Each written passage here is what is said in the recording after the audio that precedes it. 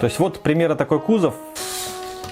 Этих ходов достаточно. Сейчас расскажу еще один маленький лайфхак.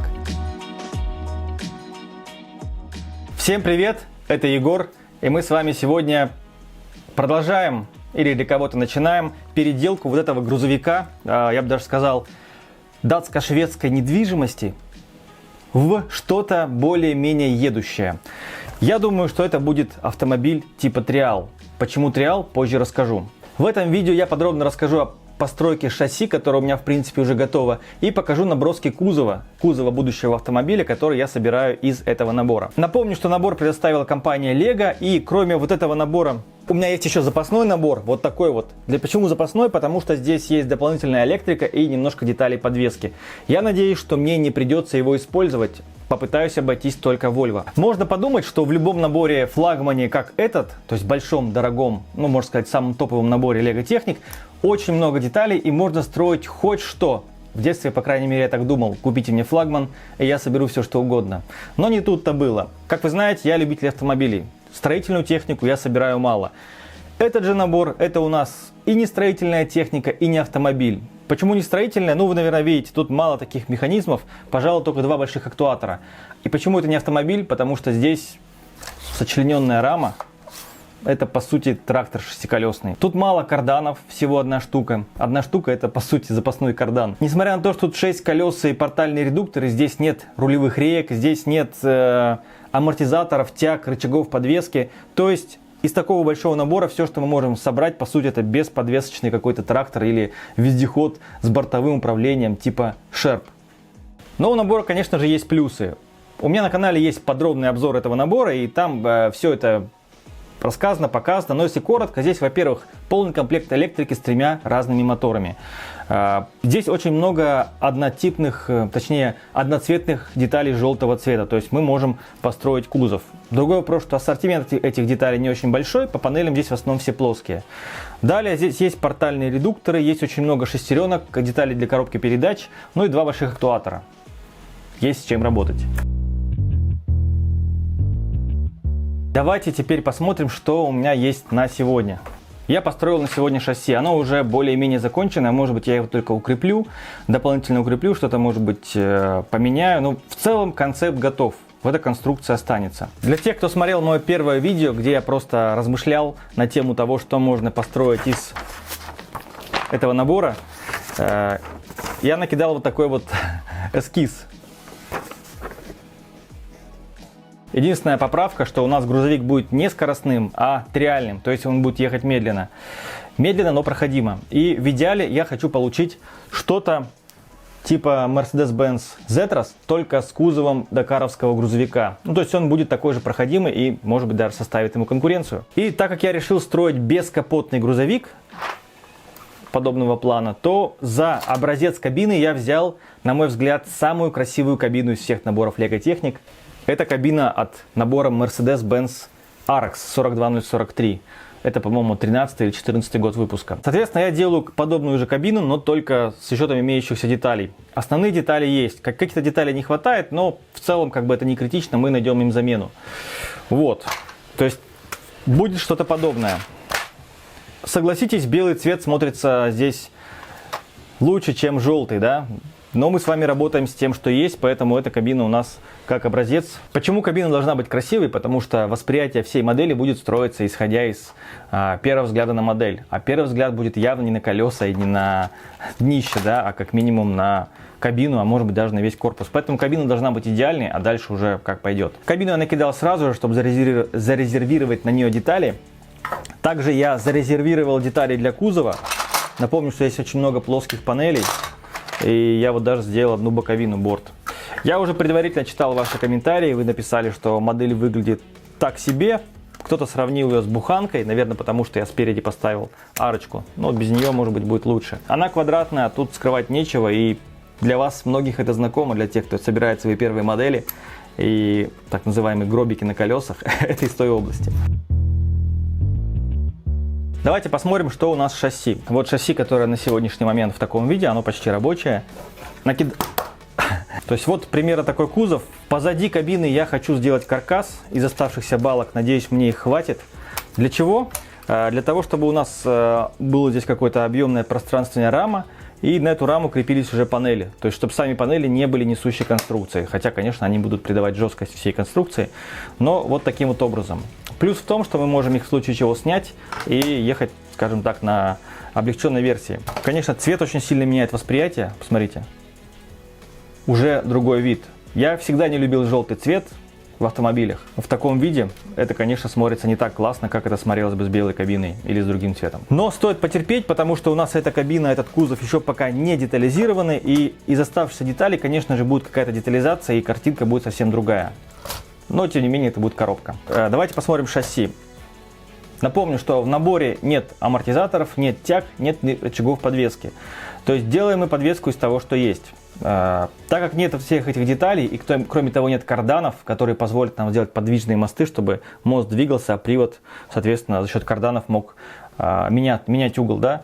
Поэтому мы сделали здесь подвеску типа качающийся мост. Это то же самое, что было в наборе 42070.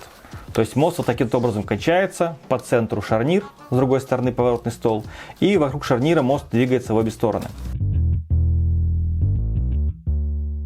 Наиболее близкий аналог, концепт, это вот Jeep Wrangler. У него тоже спереди качающийся мост. Причем спереди он свободный, а сзади он также качается, но уже подвешен на паре амортизаторов. Для чего? Для того, чтобы у нас, ну, как минимум один мост выравнивал машину в центр. Если у нас не будет сзади амортизаторов, то у нас машина просто будет налево или направо заваливаться. Вот. В наборе 42070, это голубой грузовик с мишкой, там были качающиеся мосты только задние, поэтому передний мост, всегда стояв ровно, ну, по сути, выравнивал машину, не давал ей крениться.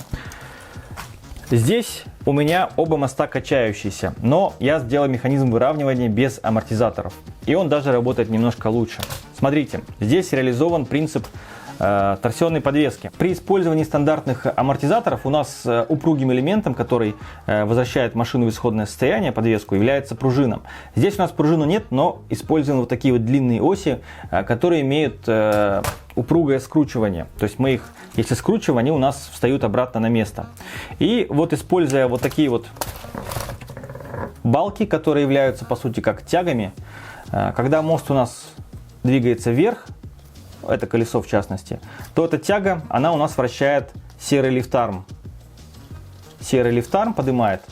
И этот серый лифтарм, он у нас пытается скрутить вот эту длинную ось, на которую он закреплен крестовым отверстием.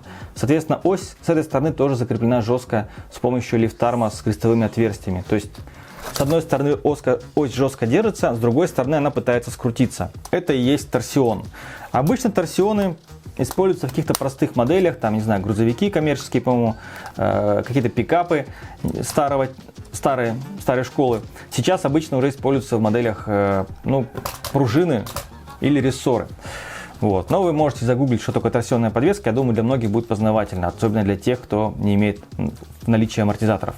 Вот таким вот образом у нас скручиваются оси. Причем, смотрите, когда у нас одно колесо идет вверх, эта балка скручивает ось в одну сторону, с другой стороны у нас колесо идет вниз, и оно, соответственно, наоборот, тянет за собой рычаг вниз и скручивает ось в другую сторону.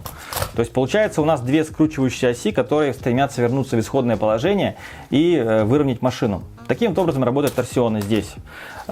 Спереди я сделал немножко по-другому, потому что, как видите, здесь стоит рулевой мотор прямо поверх переднего моста.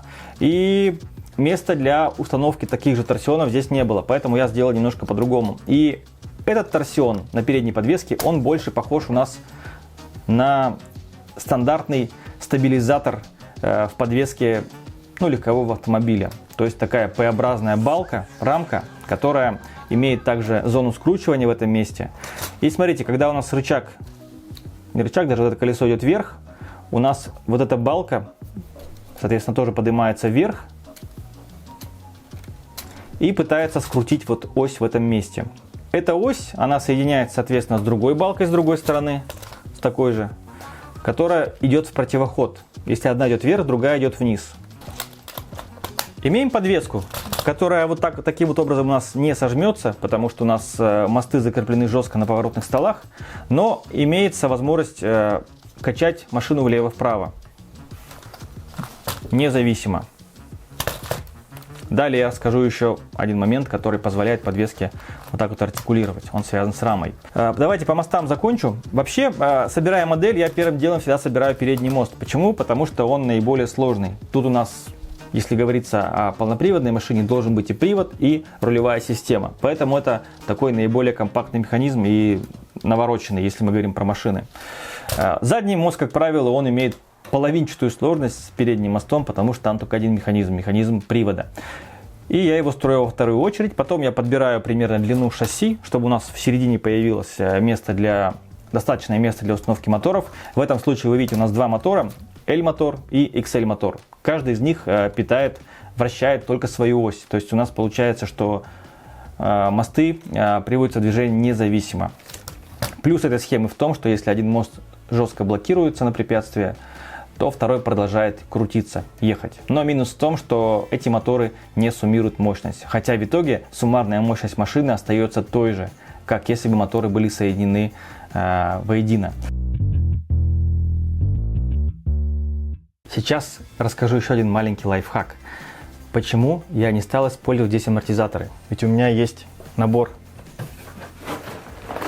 багги с двумя парами амортизаторов, жесткими и мягкими. Смотрите.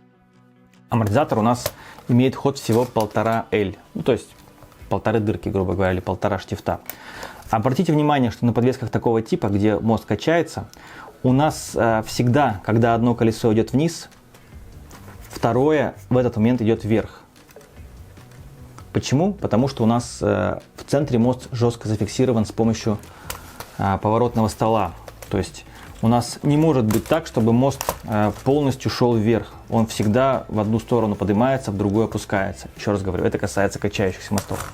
Поэтому, если бы здесь стоял амортизатор, когда бы мы это колесо поднимали вверх, у нас бы амортизатор сжимался с этой стороны, а с другой стороны ему приходилось бы, соответственно, растягиваться. Но на растягивание у амортизатора здесь нет свободного хода, потому что, как правило, когда собираем подвеску из лего, у нас машина должна в свободном состоянии, не нагруженном, стоять ровно, амортизаторы должны, по сути, быть максимально раздвинутыми пружиной. Никто не делает машины, чтобы они были наполовину сжатым амортизатором при свободном, спокойном состоянии. Поэтому при раздвижении, точнее, при опускании одного колеса вниз, у нас бы просто амортизатор не давал бы мосту идти вниз. Именно поэтому на джипе, для тех, кто знаком с конструкцией, кто не знаком, посмотрите мой обзор, там верхние крепления амортизаторов сделаны так, что они подвижны. Когда одно колесо идет вниз, то амортизатор, соответственно, там с креплением верхней точки тоже опускается вниз вместе с креплением. Ссылка на этот обзор будет ниже, потом обязательно посмотрите, кому интересно. Вот поэтому я не стал задействовать здесь амортизаторы, и набор у меня пока не задействован. Ну и вот таким вот образом. К раме, коротко о раме скажу, а потом еще останется у нас рулевая система. Смотрите, рама здесь сделана двухэтажной. Что значит двухэтажной? В центре она у нас идет из двух рядов балок. Для чего это сделано? Чтобы при нагрузке у нас она не прогибалась в центре, в самом, скажем так, слабом месте. Поэтому она сделана двухэтажной, жесткость более-менее держит, но вот эти вот крайние, передние и задние части все равно остались одноуровневыми. То есть у нас, в принципе, она все равно вот так вот типа гнется, да?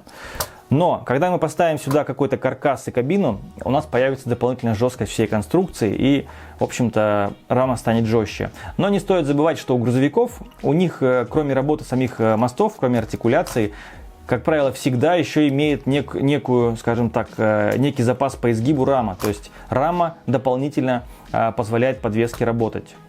По-другому просто никак. Если она не будет гнуться, она будет ломаться, потому что грузовики, сами знаете, они обычно тяжелые, а если там еще какой-то груз лежит, то вообще. Поэтому рама, она в принципе должна гнуться, и тем самым она позволяет машине лучше проходить препятствия.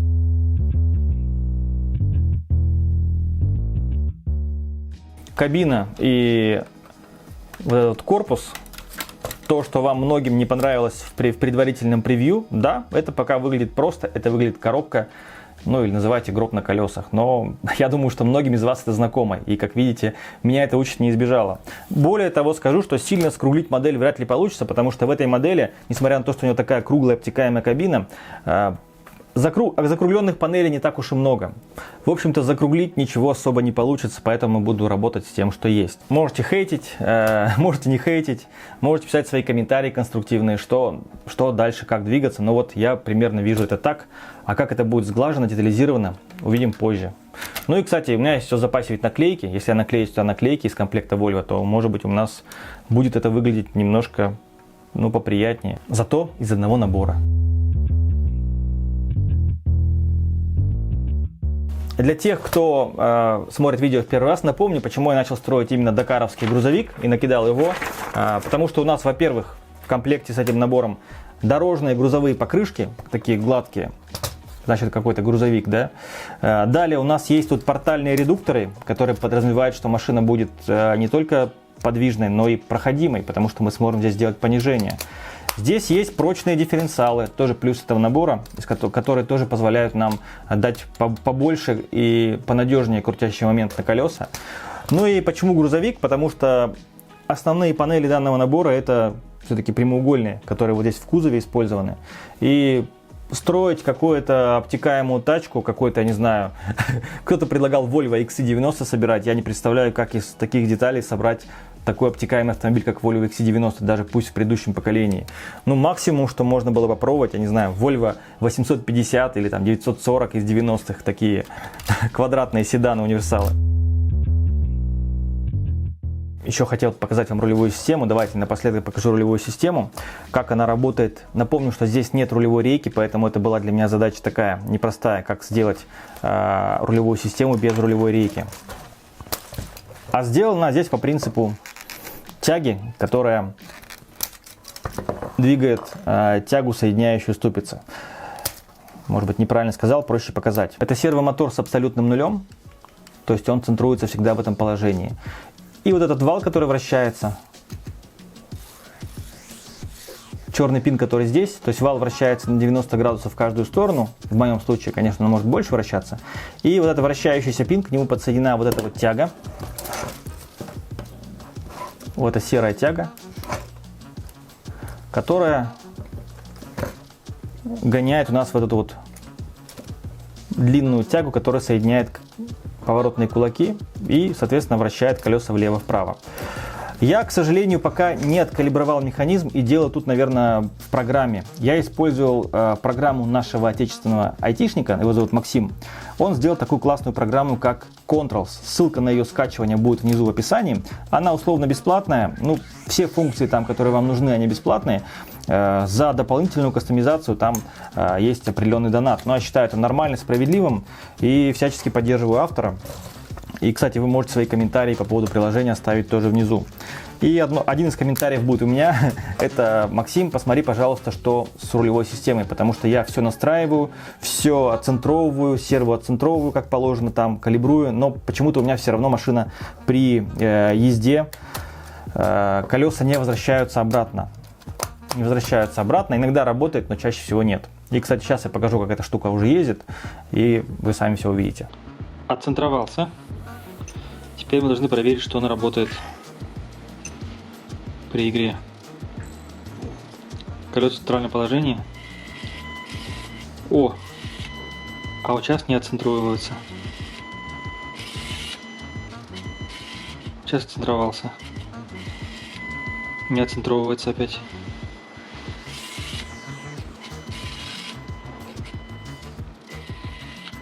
Вообще в другую сторону поехал. Вот такая вот дичь. Максим, нужно принять меры. Сейчас я запускаю программу Controls, которая позволяет нам легко и быстро настроить кастомный профиль, в отличие от того же приложения Powered Up от Lego.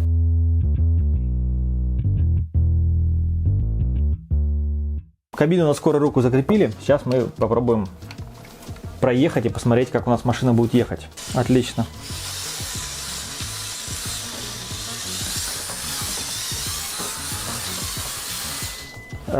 Отмечаю, что кабина пока не закреплена должным образом, а просто на скорую руку, поэтому ее немножко колбасит. Но мы можем видеть, что артикуляция есть. Смотрите, рулевая у меня пока не центруется должным образом. И, похоже, нужно передний мост немножко укрепить, он немножко расходится, я вижу.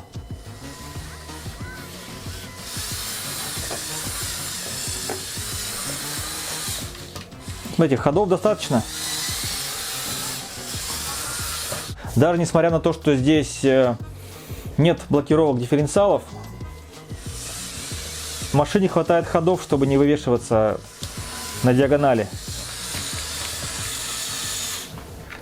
Так, давайте теперь попробуем подъем в гору.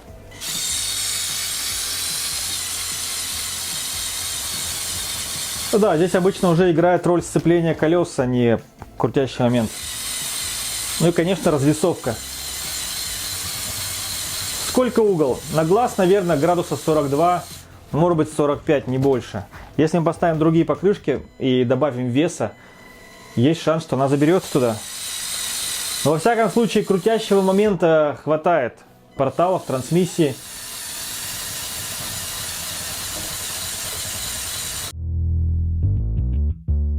Кстати, я хочу вам показать очень классную штуку. Это вот такая вот рамка, вырезанная по форме слова Егор. И здесь, как вы видите, шестеренка. Для меня ее сделал Марк Легобой. У него есть свой канал про Лего, он тоже является поклонником творчества из конструктора Лего, и вот такие штуки он сейчас делает. Я оставлю под видео ссылку, можно заказать абсолютно любую надпись для себя. В моем случае это вот Егор, и как видите, он заполнил деталями, плейтами. Я хочу эти плейты поменять на другие детали. Устройство этой штуки простое, откручивают вот эти вот шурупы, и туда под стекло можно насыпать любые детали. Ну, почти любые. Багги мотора, к сожалению, туда насыпать не получится.